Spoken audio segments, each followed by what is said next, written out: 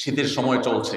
শীতের এই মৌসুম উপলক্ষে আপনাদেরকে আমি ছোট ছোট করে কয়েকটি বিষয় বলতে চাই। জাহান্নামের কথা স্মরণ করা, শীতের তীব্রতা দেখে কিসের কথা স্মরণ করা? জাহান্নামের কথা স্মরণ করা। এটা আমরা করবো ইনশাআল্লাহ। দ্বিতীয়ত, শীতের মৌসুমে রাত কিন্তু অনেক বড়। মোবাইল টিপাটিপি করে রাত গভীর পর্যন্ত সময় নষ্ট না করলে, অহেতুক টেলিভিশনে, ফেসবুক, ইউটিউবে সময় নষ্ট না করলে, রাতে এসার পর তাড়াতাড়ি খেয়ে শুয়ে পড়েন। রাতে তাড়াতাড়ি শুলে স্বাস্থ্যের জন্য ভালো, জীবনের জন্য বরকতের কারণ। পৃথিবীর উন্নত দেশগুলো, পশ্চিমা দেশগুলো, ইউরোপ, আমেরিকা বা পেছনে উত্তর পূর্ব দিকে যদি চলে যান আপনি, তাহলে সেক্ষেত্রে চীন, জাপান, কোরিয়া, সব দেশে, পৃথিবীর সকল উন্নত দেশে মানুষ তাড়াতাড়ি সন্ধ্যার পর শুয়ে পড়ে আর পরে আগে আগে উঠে কাজ শুরু করে। আমরা মুসলমান, আমাদের নবীজি সাল্লাল্লাহু আলাইহি সাল্লাম রাতে তাড়াতাড়ি ঘুমানোর ব্যাপারে উৎসাহ দিতেন।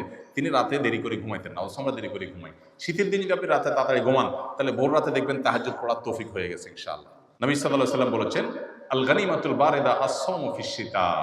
শীতল সুবর্ণ সুযোগ হলো শীতের দিনে দিনটা থাকে ছোট, ক্ষুধা লাগে কম, রোজা রাখা আর রাতে তাহাজ্জুদ পড়ার সুযোগ। এটা গরমের দিনে হয় না। এই জন্য শীতের মৌসুমে একটু মাঝে মধ্যে হইলেও তাহাজ্জুদের নামাজ পড়া, নফল রোজা রাখার চেষ্টা করবো তো ইনশাআল্লাহ। আল্লাহ আমাদের তৌফিক দান করুন। শীতের মৌসুমে আমরা অনেকে অজুতে অলসতা করি, অথচ শীতের সময় ত্বক শুকায় থাকে, পায়ের গোড়া এগুলা চিপা, ভালো করে না ডললে অজু হয় না। অনেকে আছেন নামাজ পড়েন, অজুও করেন কষ্ট করে, কিন্তু অজু হয় না কেন? ভালো করে ডলেন না। এই জন্য শীতের সময় বিশেষ করে, অন্য সময় তো বটেই, যাতে করে পায়ের গোড়ালি, গিরা, চিপা এগুলাতে শুকনা না থাকে, এগুলো খেয়াল রাখবো তো ইনশাআল্লাহ। ত্বকের যত্ন যেরকম নিতে হয়, অজুর যত্ন নিতে হয়। অনেকে আবার শীতের সময় অজু আটকায় রাখে টাইট করে, যে আসরেরটা দিয়ে এসা চালাই দেবো। এই যে আসরেরটা দিয়ে এসা চালাই দিবেন, পেশাবের বেগ হয়েছে ধরে রাখে, বায়ুর বেগ আছে ধরে রাখে, এই কাজটা কি ভালো না খারাপ? স্বাস্থ্যের জন্য তো খারাপ। নবীজি সাল্লাল্লাহু আলাইহি সাল্লাম বলেছেন, আল্লাহ আদুল্লুকুম আলা মা ইয়ামহুল্লাহু বিহিল খাতায়া ওয়া ইয়ারফাউ বিহিদ দারাজাত। তোমাদেরকে কিছু আমলের কথা বলে দিব, যার কারণে আল্লাহ তোমাদের গুনাহ মাফ করে দিবেন, তোমাদের মর্যাদা বৃদ্ধি করে দিবেন। তখন সাহাবীরা বলছেন, অবশ্যই বলেন। তখন নবীজি বলেছেন তিনটা আমলের কথা। ভিতরে একটা আমল হলো ইসবাগুল ওযুই আলাল মাকারিহ। কষ্ট আছে তারপরে ওযু ভালো করে করা, কষ্ট হয় তারপরে ওযু ভালো করে করা। তাহলে ওযুতে অলসতা করব না ইনশাআল্লাহ। শীতের তীব্রতা এবং গরমের তীব্রতা, সহিহ বুখারীর হাদিসের আলোকে এটি জাহান্নামের ছোঁয়া ভাব। কিভাবে ভাব, কোন প্রক্রিয়ায় দুনিয়াতে আসে, সেটা একমাত্র আল্লাহ তাআলা ভালো জানেন। গরম এবং শীতের বৈজ্ঞানিক যত কারণ থাকুক না কেন, নবী করিম সাল্লাল্লাহু আলাইহি সাল্লাম থেকে বিশুদ্ধভাবে প্রমাণিত হাদিসের আলোকে আমরা নিশ্চিন্তে বা নিশ্চিতভাবে বলতে পারি যে এটার আসল সূত্র, মানুষ কিছু সূত্র আবিষ্কার করতে পারে, এর গোড়া থেকে গোড়ার সূত্র যেটা, সেটা হলো জাহান্নাম। নবীজি সাল্লাল্লাহু আলাইহি সাল্লাম বলেছেন, ইশতাকাতিন নারু ইলা রাব্বিহা।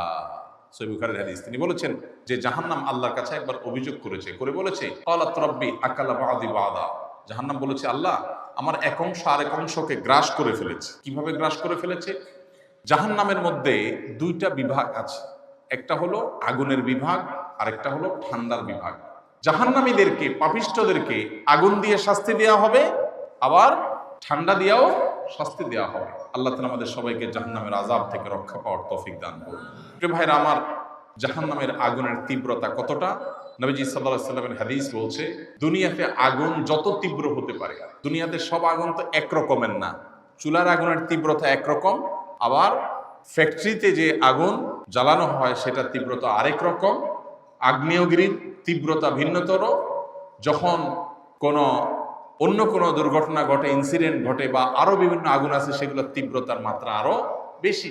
দুনিয়ার আগুন যত তীব্র হতে পারে, জাহান্নামের আগুন তার চাইতে 70 গুণ বেশি তীব্র। আল্লাহ তাআলা আমাদেরকে হেফাজত করুন। আর ঠান্ডাও একই রকম। তো অতিরিক্ত গরম হলে কি হয়? এই যে পাতিলে যখন রান্না করা হয়, মা চাচিরা যখন ভাত রান্না করেন, তখন ঢাকনা দিয়ে দিলে অতিরিক্ত গরম হলে মনে হয় যে ব্রাস্ট হয়ে যাবে, এরকম অবস্থা হয় না? তো জাহান্নামকে উত্তপ্ত করা হচ্ছে। অতিরিক্ত উত্তাপের কারণে জাহান্নামের এক অংশ আরেক অংশকে গ্রাস করার মতো, রাক্ষসের মতো অনেক প্রাণী নিজের বাচ্চা কামড় দেয়, নিজের শরীর কামড় দেয়। অতিরিক্ত রাক্ষসের ভাবের কারণে জাহান্নামের এক অংশ আরেক অংশকে খেয়ে ফেলার অবস্থা হয়ে গেছে। তখন জাহান্নাম আল্লাহর কাছে বলেছে, জাহান্নামের ভাষা আল্লাহ বুঝেন, যে আল্লাহ আমার এক অংশ আরেক অংশকে খেয়ে ফেলছে। ফাআযিনা লাহা বিনাফাসাইন। নবীজি বলেছেন, তখন আল্লাহ তাআলা জাহান্নামকে দুইটা নিঃশ্বাস ছাড়া সুযোগ দিয়েছে। নাফাসুন ফিস সাইফ ওয়া নাফাসুন ফিস শিতা। একটা নিঃশ্বাস গরমে আর একটা নিঃশ্বাস শীতে ছাড়ার সুযোগ দিয়েছে। জাহান্নাম ছেড়েছে। ফাহুয়া আশাদ্দু মা তাজিদুনাহু মিনাল হার ওয়া আশাদ্দু মা তাজিদুনাহু মিনাজ জামহারির।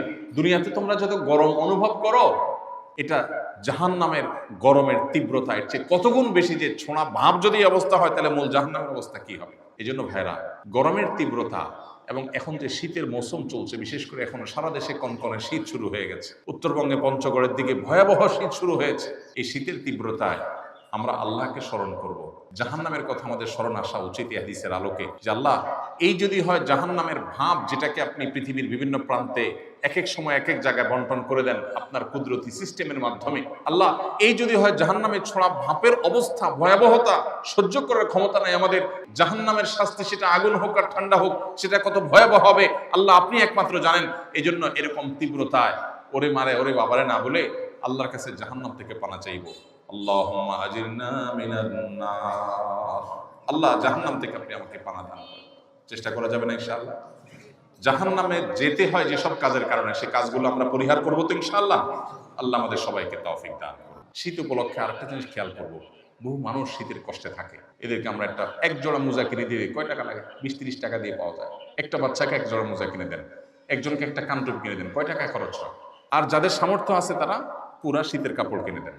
আসুন্নাহ ফাউন্ডেশন থেকে আলহামদুলিল্লাহ এই বছর আমরা 20,000 পরিবারকে পরিপূর্ণ শীতের কাপড়, একটা করে হুডি, একটা করে চাদর, আর মাদ্রাসার স্কুলের বাচ্চাদের জন্য, গরিব বাচ্চাদের জন্য পায়মোজা এবং কানটুপি, এবং গরিব মাদ্রাসাগুলোতে যেগুলোতে ছাত্র সংখ্যা বেশি, স্কুলগুলোতে যেগুলো আবাসিক আছে, সেগুলোর জন্য আমরা গরম পানির ফিল্টার, যাতে করে শীতের দিন বাচ্চারা পানি পান করতে পারে। অনেক সময় বাচ্চারা ঠান্ডা পানি পান করতে পারে না, পান করতে গেলে অসুস্থ হয়ে যায়।